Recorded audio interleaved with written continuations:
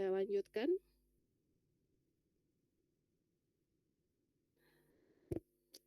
Saya lanjutkan. Yang tadi itu adalah mempersempit fokus, itu adalah kita mulai melakukan batasan-batasan ya, yang disebut nanti bisa Anda kembangkan atau Anda tuliskan di batasan masalah.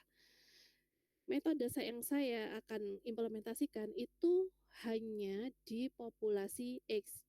Contohnya hanya di RW 10, RT di RT 8, RW 9, Kelurahan X. Contoh ini ya. Atau di level, contohnya ini di level mahasiswa semester 3 Informatika UMM. Contoh itu kalau untuk level. Atau teknologinya. Teknologi yang saya gunakan misalnya ini untuk yang IoT, contohnya hanya sebatas di sensor suhu. Nah, teknologinya hanya terbatas di situ. Atau di lokasi tertentu. Sehingga contoh judulnya yang tadi sudah umum adalah dari penggunaan AI dalam AI untuk pendidikan, jadilah ditambahi dengan mempersempit fokus sehingga judulnya bisa berubah menjadi penggunaan AI untuk meningkatkan motivasi belajar mahasiswa di perguruan tinggi. Ini belum tahu di perguruan tinggi mana ya di sini untuk contohnya. Sampai sini ada yang ditanyakan mungkin? Dari satu, tentukan topik umum, dan dua, persempit fokus dari 3 paper yang sudah Anda temukan. Kalau memang tidak ada pertanyaan, akan saya lanjutkan. Kalau sudah cukup paham.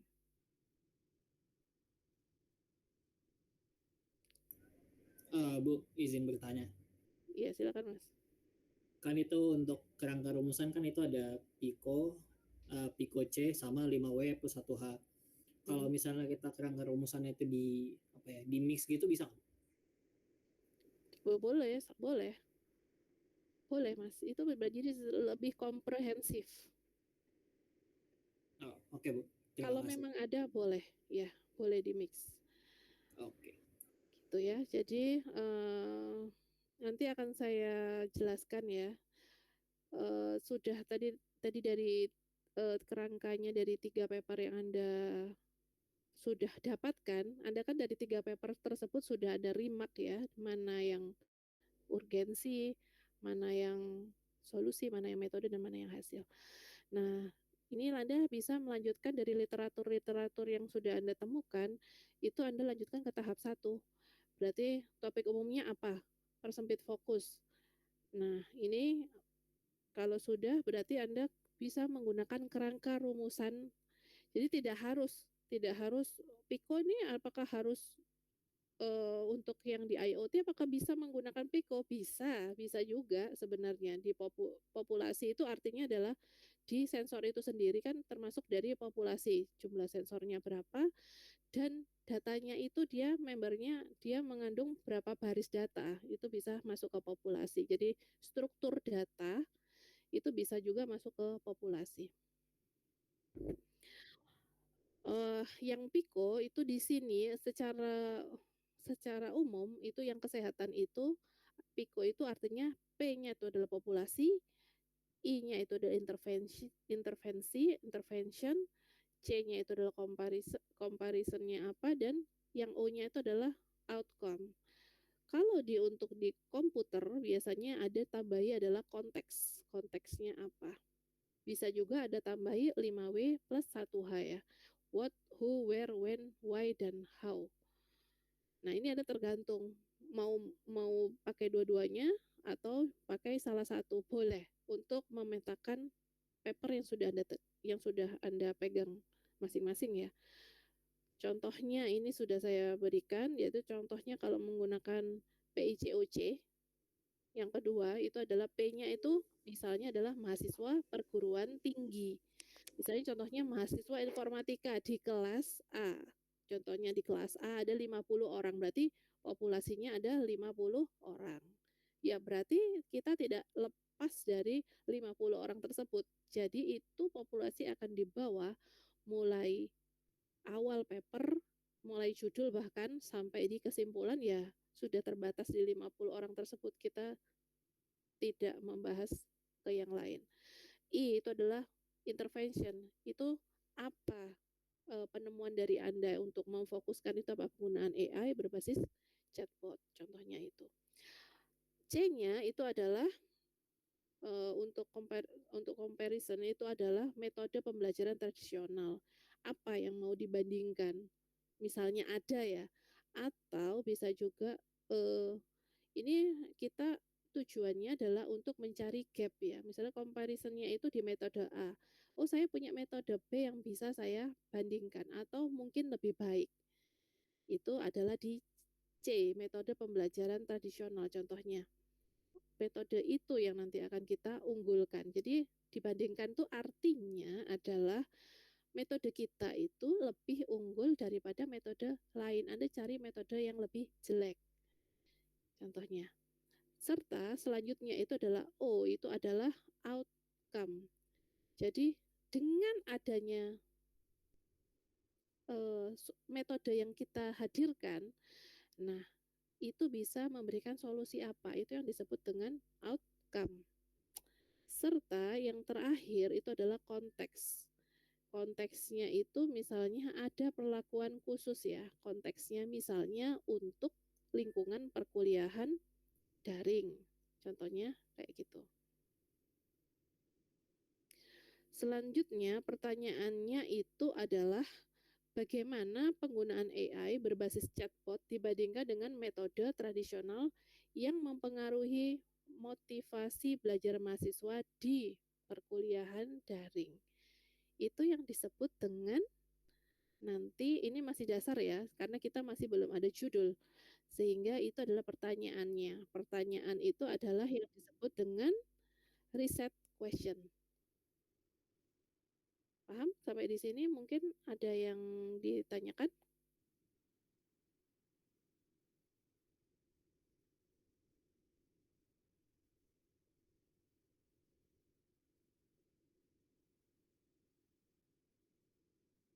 Oke. Kalau tidak ada yang ditanyakan, saya lanjutkan ya. Untuk tahap 1 adalah kerangka rumusan berarti. Untuk yang tahap kedua itu adalah evaluasikan dari topik ya. Saya bilang topik belum judul.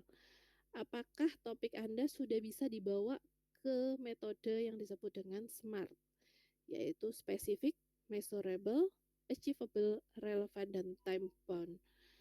Artinya spesifik itu apakah jurnal-jurnal Anda sudah Anda fokuskan ke satu masalah. Masalahnya apa? What is the problem? Terus measurable.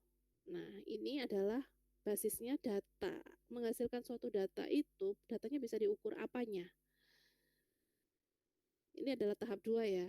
Ada tahap 1 tadi, tolong untuk dicatat. Tahap 1, jurnal-jurnal yang sudah Anda cari 3 tersebut, tolong dipetakan untuk kerangkanya itu dia menggunakan PICO atau akah PICOC ataukah 5W1H, Anda pilih saja. Tahapan yang kedua, pastikan dengan metode SMART, spesifik. Anda petakan jurnal 1, spesifik apakah sudah spesifik, apakah sudah measurable, sudah bisa diukur datanya. Lalu yang ketiga, apakah achievable, dapat diteliti sesuai dengan sumber dayanya. Anda berarti bisa mengukur dengan metode SMART tersebut. Achievable, adakah pengukurannya itu sudah sesuai dengan rumusan masalahnya? Sudah achieve enggak? Sudah melampaui enggak dari rumusan masalah tersebut? Lalu yang keempat adalah relevan. Relevansinya untuk bidang keilmuan tersebut, apakah ada relevansinya? Kalau ada ya, sebutkan apa relevansinya. Dan yang terakhir adalah time bound, memiliki batasan waktu penelitian. Ini berarti Anda juga harus bisa memutuskan untuk time bound dari penelitian Anda. Sekiranya kalau memang time bound-nya ini ya tentunya kalau di sini Anda sudah harus menghasilkan proposal ataupun jurnal secara kasar ya, saya bilang secara kasar itu artinya masih bisa diproses lebih lanjut. Itu artinya time bound-nya adalah time bound berdasarkan waktu dari perkuliahan praskripsi ini. Jadi time boundnya mungkin sekitar efektif itu adalah 10 minggu contohnya, kayak gitu. Jadi nanti tolong untuk jurnal-jurnal yang 3 tersebut untuk dibawa juga ke metode SMART. Itu Anda rinci apa gitu ya. Selanjutnya ini adalah tahap ketiga. Tahap ketiga ini Anda bisa capture untuk salah satu aja yang di Boolean operator. Jadi ketika Anda menggunakan Google Scholar, nah ini Anda bisa menggunakan Boolean operator. Untuk N itu adalah untuk mempersempit hasil atau semua kata yang ada. Jadi Anda bisa menggunakan keyword apa, N apa. Nah itu Anda bisa gunakan Boolean operator. Or itu adalah untuk memperluas hasil. Jadi ketika kita mencari literatur itu kita mau bisa memperluas atau mempersempit sesuai dengan kebutuhan. Atau not, mengecualikan kata yang tidak diinginkan, itu bisa pakai not. Gitu ya. Jadi dengan Boolean operator and itu untuk mempersempit. Ketika sudah metode itu kita mempersempit biasanya. Tapi ketika ke arah introduction, kita perluas dulu. Kita biasanya akan mencari metode-metode yang lebih rendah dari metode kita yang lebih spesifik. Jadi kita harus memperluas hasilnya dulu untuk mencari metode-metode yang lebih jelek dulu dari punya kita. Sehingga metode kita itu lebih unggul. Itu bisa dengan menggunakan or. Atau bisa juga menggunakan not untuk filtering kata-kata yang tidak kita inginkan. Contohnya sudah ada semua. Lalu Anda juga bisa menggunakan tanda kutip dan wildcard. Tanda kutip itu adalah petik. Tujuannya itu adalah untuk mencari frasa yang persis sesuai dengan kalimat yang ada di dalam petik kita. Sedangkan untuk wildcard atau tanda bintang itu untuk mencari variasi kata yang di belakangnya. Contoh, educate bintang artinya bisa di education, bisa di educational atau di educating. Itu ya untuk yang teori ke tahap 3, teori kedua. Lalu manfaatkan filter, kemarin sudah saya next ya. Atau kombinasikan dengan pencarian lanjutan. Ini kalau tidak di Google Scholar, yaitu yang tadi yang sudah saya sebutkan di slide sebelumnya.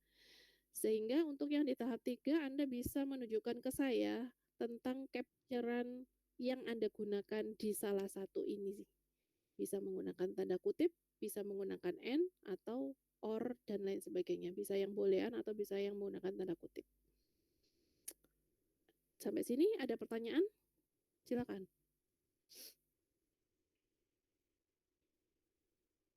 Baik, kalau tidak ada berarti bisa saya lanjutkan ya. Ke tahap yang keempat, yaitu mengevaluasi hasil pencarian. Jadi Anda bisa menggunakan bobot sesuai dengan ini saya menggunakan sumbernya Pradip ya, bukunya Pradip di tahun 2019. Jadi Anda bisa memisahkan kriteria di satu jurnal dengan bobot prosentase masing-masing yang ada di situ. Contoh, relevansi, apakah topik artikel sesuai dengan pertanyaan penelitian? Tadi kan sudah ada riset question ya yang di slide sebelumnya.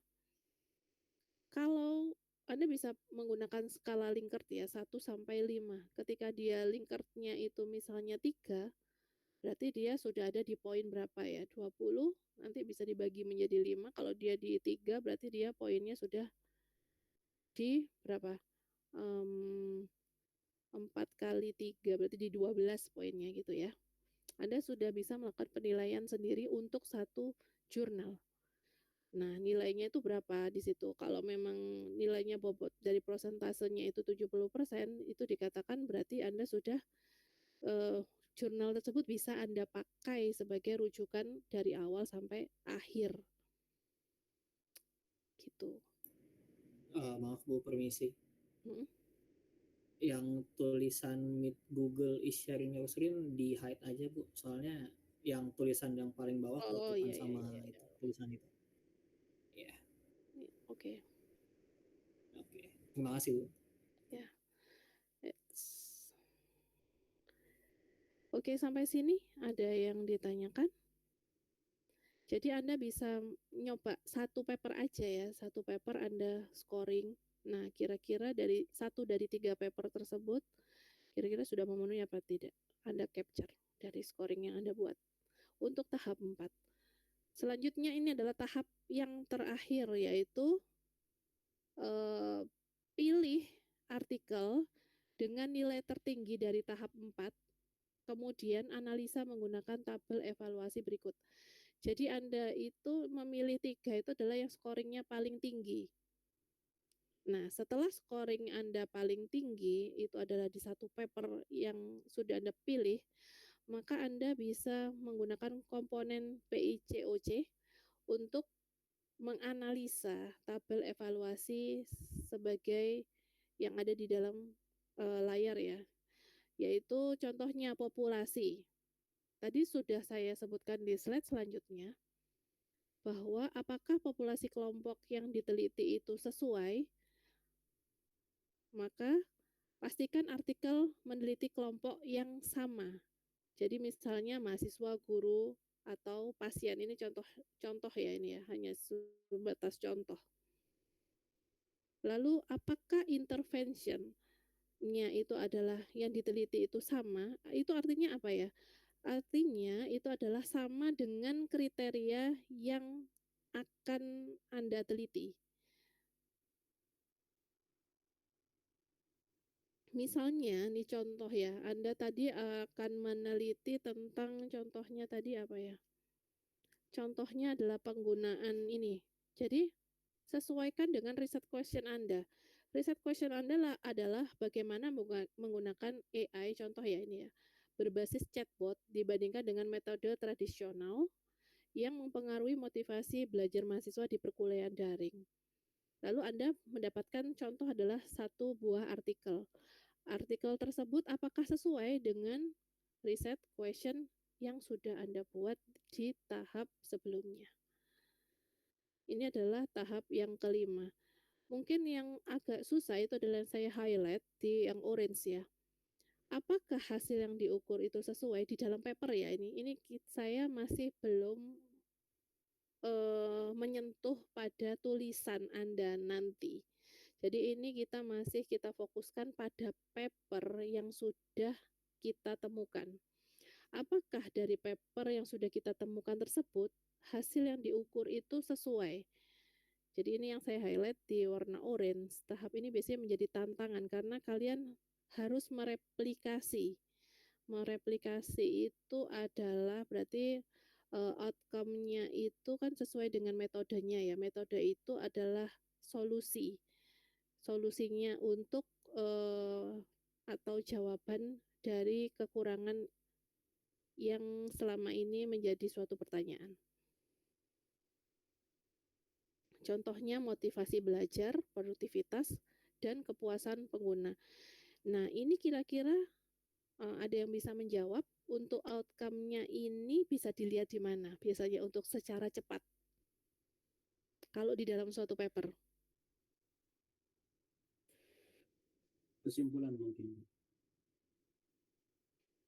Baik, Anda bisa, betul-betul Mas, di kesimpulan bisa, jadi Anda bisa membaca cepat itu di abstrak, sedikit di metode itu di acquisition data, serta di bagian metode, serta di bagian kesimpulan. Anda lihat secara screening secara cepat saja.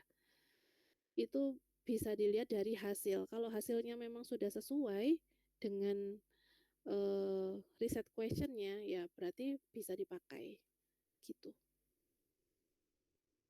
Mungkin ada yang ditanyakan sampai dari tahap 1 ya. Saya ulangi lagi.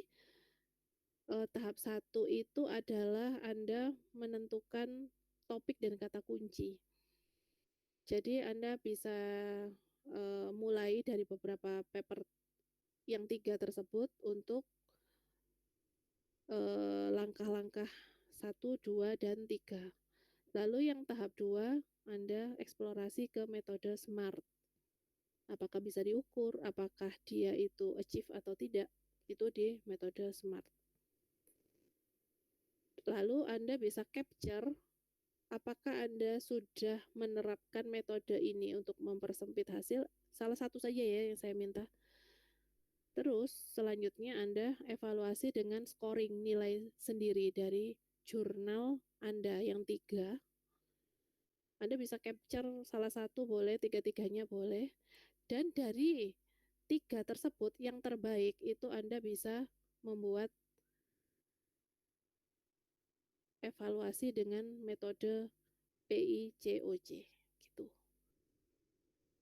Tugasnya adalah implementasikan kelima tahapan dalam jurnal yang telah Anda cari, rangkum masing-masing literaturnya. Itu deadline-nya kira-kira kalau kita melakukan ketemu lagi di tanggal 16 insya Allah ya. Saya berikan deadline di tanggal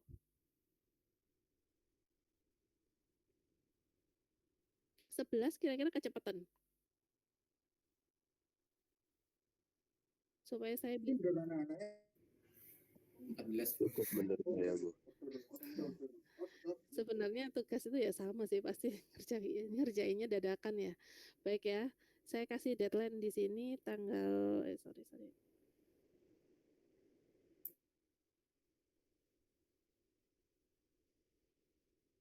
Nanti saya berikan linknya. Deadline-nya tanggal 14 ya Mas ya. 14. Ini 2 minggu ya ini. Jadi tolong dikerjakan sebaik mungkin. Deadline-nya jam berapa? Jam 6 pagi. 12 malam, 12 malam, Bu. 2359. Ya udahlah. Oke. Saya save ya. Untuk PPT yang ini sudah di capture ya masing-masing tadi ya, karena saya tidak menyebarkan PPT saya. Jadi tadi di yang sudah di share screen sudah ada yang capture mungkin ya, salah satu dari kalian semua atau masing-masing sudah di capture ya. Iya Bu, sudah. Oke, baik. Ada pertanyaan? Yang tahap 1 sama 2 belum Bu saya. Oke, yang tahap 1 ya. Contohnya nih, Anda punya suatu paper. Topik umum Anda apa? Itu Anda sebutkan. Misalnya contohnya adalah saya text mining menggunakan aplikasi Shopee. Contohnya seperti itu. Itu kan masih umum ya. Lalu dipersempit fokusnya itu adalah di aplikasi tersebut di Shopee itu misalnya nih ada dipersempit untuk konteksnya di populasinya, misalnya di bidang apa, misalnya di fashion, populasinya berapa itu ditentukan sendiri ya. Jadi Anda tentukan itu sesuai dengan paper yang 3 paper tersebut. Jadi di sini fokusnya terhadap literatur yang sudah Anda cari. Lalu kalau gunakan kerangka rumusan itu nanti di yang selanjutnya. Bukan yang di tahap 1 ya itu ya, yang untuk Piko 5H W1H itu oh ya ini bisa Anda pilih salah satu, gunakan kerangka rumusan. Tapi kalau yang di belakang itu kan yang Bu misalnya Anda ada pertanyaan ya, apa bedanya gunakan kerangka rumusan yang nomor 3 dengan yang di tahap 5?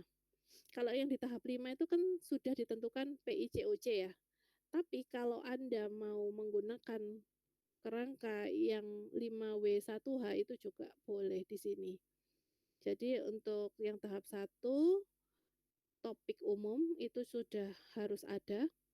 Persempit fokusnya itu juga sudah harus ada disesuaikan dengan beberapa batasan masalah ya. Dan batasan masalah itu akan Anda bawa di nomor 3, gunakan kerangka rumusan. Itu yang nomor tahap 1. Kalau yang tahap 2 itu adalah mengevaluasi jurnal yang sudah Anda dapatkan dengan metode SMART. Nah, apakah 3 jurnal tersebut sudah bisa dijadikan rujukan untuk menspesifikasikan topik Anda? Kalau sudah, ya apakah sudah spesifik untuk jurnalnya? Kalau memang sudah, itu adalah spesifiknya untuk topik apa? Terus untuk measurable itu adalah datanya dari jurnal tersebut. Datanya itu memang bisa diukur enggak? Kalau memang datanya bisa diukur, sudah ada evaluasi metriknya, pasti sudah bisa Anda jelaskan di sini ya. Berarti measurable. Measurable jangan hanya bilang spesifik, ya, measurable, ya, achievable, ya, relevan, ya. Tapi harus Anda jelaskan spesifiknya kemana. Measurable-nya, ya Bu, bisa diukur dengan menggunakan mesin learning. Apa? Metodenya misalnya dengan menggunakan decision tree. Achievable, ya, achievable karena dia akurasinya sudah mencapai 98% contohnya itu. Apakah relevan? Iya, sesuai. Karena sesuai dengan topik saya apa-apa di bidang keilmuan apa. Time bound-nya bisa Anda sesuaikan dengan 10 week yang akan kita jalani di mata kuliah preskripsi ini. Gitu, Mas. Kira-kira ada yang ditanyakan? Tugas yang minggu lalu dikumpulin di mana ya, Bu? Nah, itu ditunggu ya. Nanti dijadikan satu aja sama assignment yang kedua. Jadi Anda bisa membagi dalam suatu folder dan folder tersebut yang Anda sharing nanti linknya. Gitu ya. Berarti tugas ini juga kelompok, Bu? Nah, itu pertanyaan yang sangat bagus. Tugas itu disebut kelompok atau tidak, itu disesuaikan dengan temanya. Tentunya kalau misalnya literatur ini Anda paksakan ya, padahal tema teman kelompok Anda itu tidak sama, itu tidak bisa. Tidak bisa dijadikan dalam satu kelompok, kecuali memang ada komitmen antar kelompok itu, misalnya ada software, ada hardware. Nah, misalnya yang contohnya ada software dan hardware, ada perbedaan sesuatu yang judul boleh sama, misalnya contoh nih untuk Pleno ya, Pleno judulnya sama, tapi mungkin ada perbandingan metode yang berbeda. Itu bisa Anda join kelompok. Kalau memang beda topik, saya rasa mendingan sendiri-sendiri.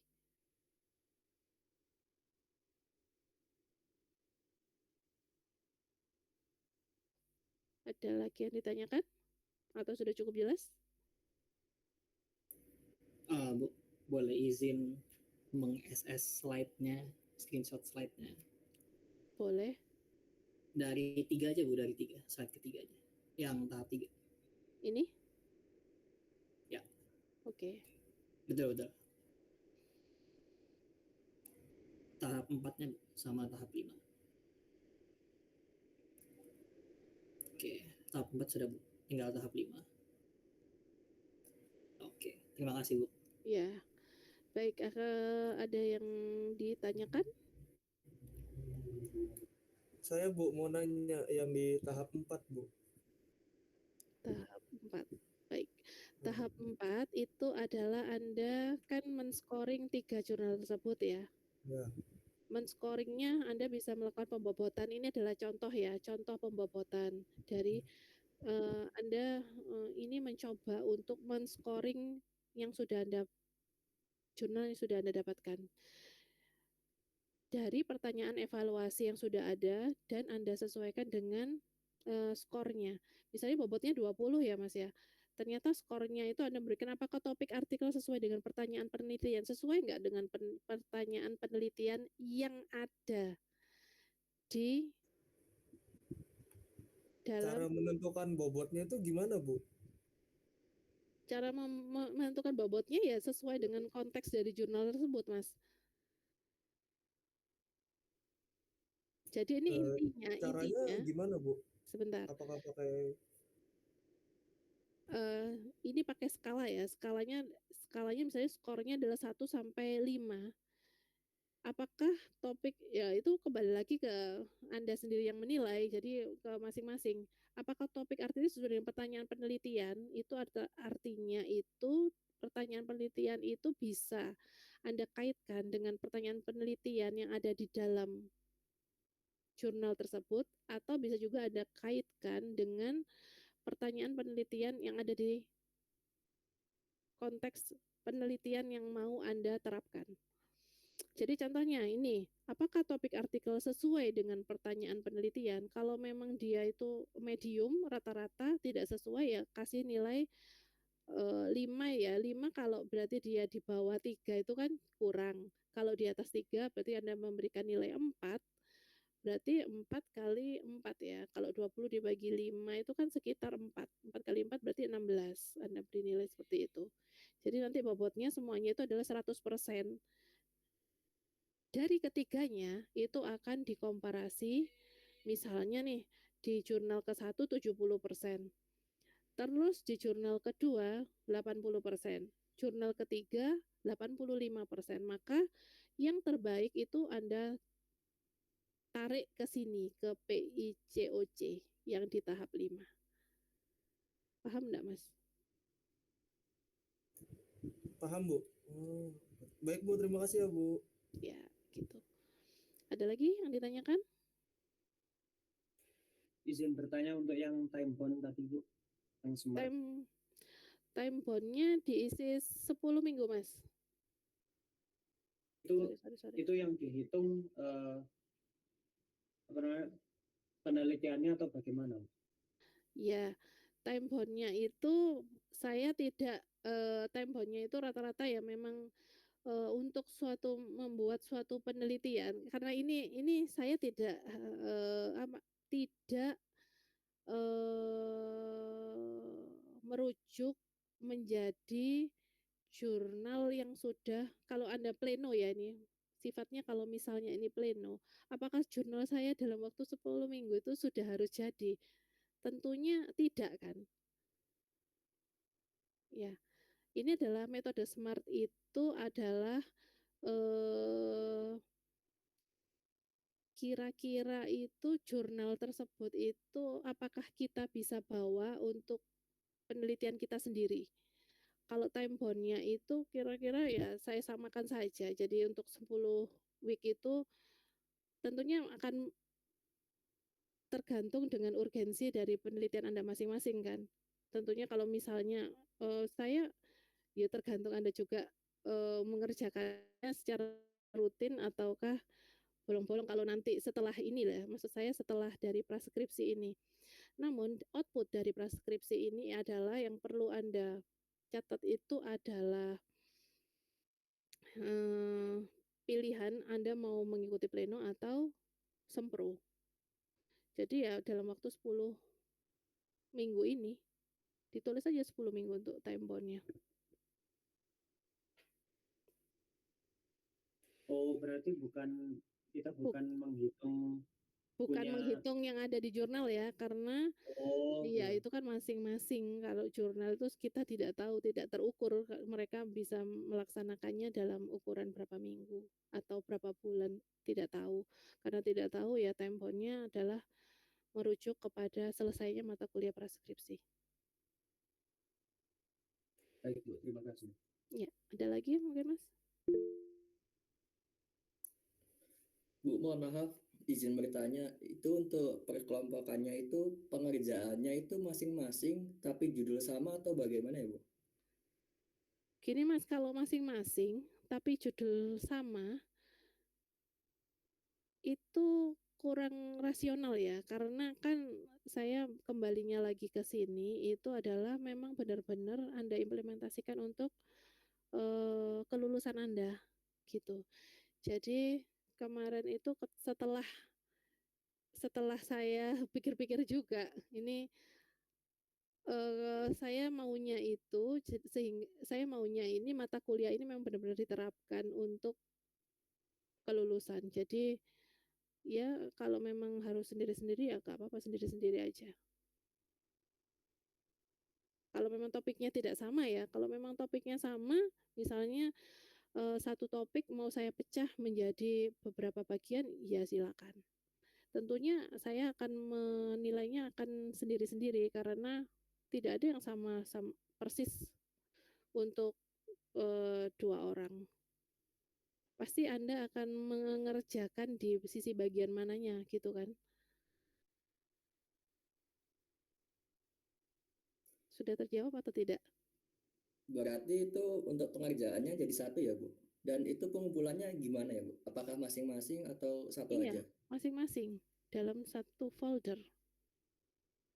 Nanti foldernya itu nanti Anda tulis aja di tugas berapa. Tugas 1, misalnya tugas 1 itu adalah foldernya itu, tugas 1 itu kan kemarin untuk mencari literatur yang sudah Anda remark atau highlight di beberapa yang kemarin 4 hal yang kemarin saya suruh highlight kan.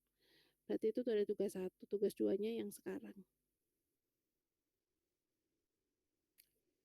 Masing-masing kan linknya beda-beda, Mas. Kalau kelompokan mungkin saya mikirnya kemarin kalau kelompokan itu bisa didiskusikan. Tapi ternyata kan judulnya Anda bawa sendiri-sendiri sehingga kayaknya agak susah sih kalau kelompokan, kecuali memang Anda satu topik tapi pengerjaannya berbeda. Gitu mungkin jawaban saya. Sudah cukup jelas?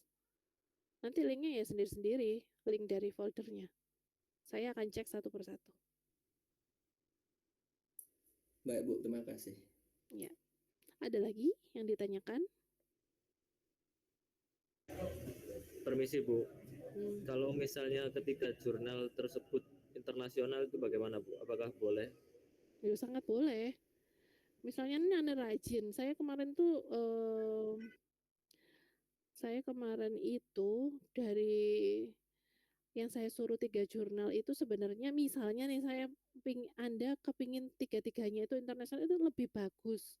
Cuman saya takut membebani Anda. Kan ini masih pertama-pertama kok. Rasanya sulit ya kalau 3-3-nya itu internasional. Boleh, Mas? Baik Bu, terima kasih. Iya. Ada lagi? Bu, terakhir masih agak bingung yang di bagian penugasannya tadi Bu, maaf cuma penugasannya tadi kan kalau mau mengerjakan sendiri-sendiri yang awalnya kelompokan itu kan kita kan kelompokannya kan cari jurnalnya kan sama Bu, cuma 3. Tapi Jadi setopik enggak? setopik ya. Yang saya bingungin itu kayak apa, maksudnya dari pekerjaannya yang berbeda itu gimana Bu? Maksud dari pekerjaan yang berbeda ini hanya itu saya ke judul ya. Misalnya nih judulnya adalah Anda menggunakan IoT. Anda menggunakan IoT satunya mengerjakan protokol komunikasinya. Satunya mengerjakan routing. Itu kan satu hal yang berbeda tapi di satu hardware yang sama tapi pengerjaannya berbeda untuk metodenya. Contohnya kayak gitu sih, Mas. Atau satunya mengerjakan database-nya, misalnya yang RPL nih. Satunya khusus ke database, satunya ke bagian UI UX. Itu kan satu bagian yang sama sebenarnya tapi beda pengerjaan. Paham? Tapi itu kalau itu masih dalam jurnal yang sama apa beda apa gimana? Jurnalnya itu tentunya ya kalau sudah Anda satunya UI UX, satunya database, kira-kira sama enggak jurnalnya? Oh iya, beda. Beda kan? Ya. Ya, makasih Bu ya.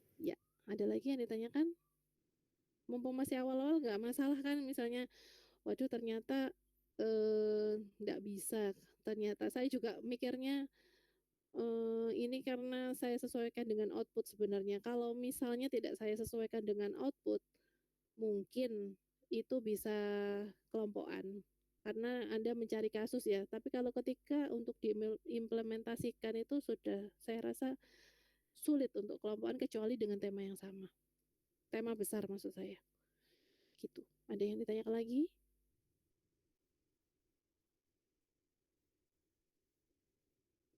Oke.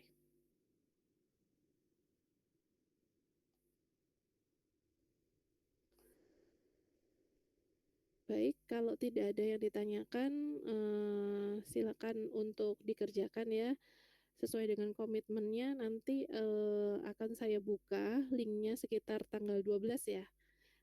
Saya bukakan link, Anda bisa pengumpulan atau dari awal ini nanti sudah saya buka aja nanti kalau saya sudah buatkan untuk sesuai dengan absennya, saya buatkan linknya.